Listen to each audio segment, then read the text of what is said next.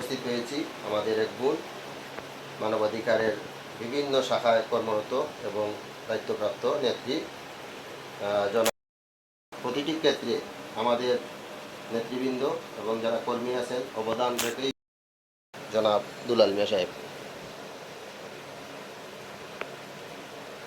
সম্মানিত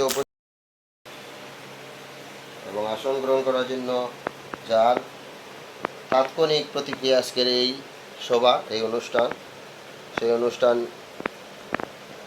যার তাৎক্ষণিক প্রতিক্রিয়ায় অনুষ্ঠিত হচ্ছে।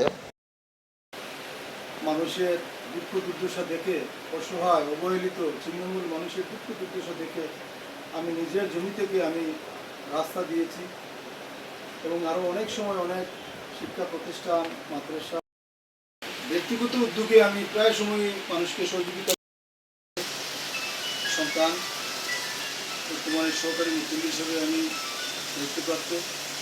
এর পাশাপাশি নিজের ব্যবসা বাণিজ্যের পাশাপাশি আমি মানুষ দিতে আমি বড় হয়েছি। আমি 360 জনের অন্যতম অধ্যক্ষ আপনার রহমতুল্লাহ মাজারে ইনশাআল্লাহ আমি করব। মানুষের কল্যাণে আমাদের কাজ করা। আমি ব্যক্তিগতভাবেও আমার জ্ঞান বুদ্ধি হওয়ার পর থেকে স্কুলে যখন লেখাপড়ার দায়িত্ব দিয়েছেন, এ নিয়ে আমাদের মৌলভীবাজার জেলায় একটি প্রোগ্রাম হয়েছে, সেখানে আমাদের সংবর্ধনা দেওয়া হয়েছিল এবং আজকে সকালে আমরা সুনামগঞ্জ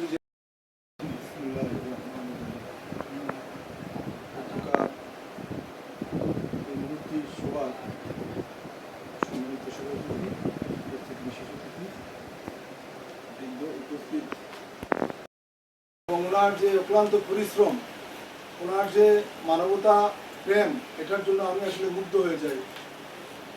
উনিও আমার সাথে পরিচয়, ওনার সংগঠনে যখন আমি প্রথম সদস্যপদ লাভ করি তখন থেকে মাঝে আমার যে কথাগুলো আমি বলতে পারতেছি, সেজন্য আমার খুব ভালোই লাগতেছে।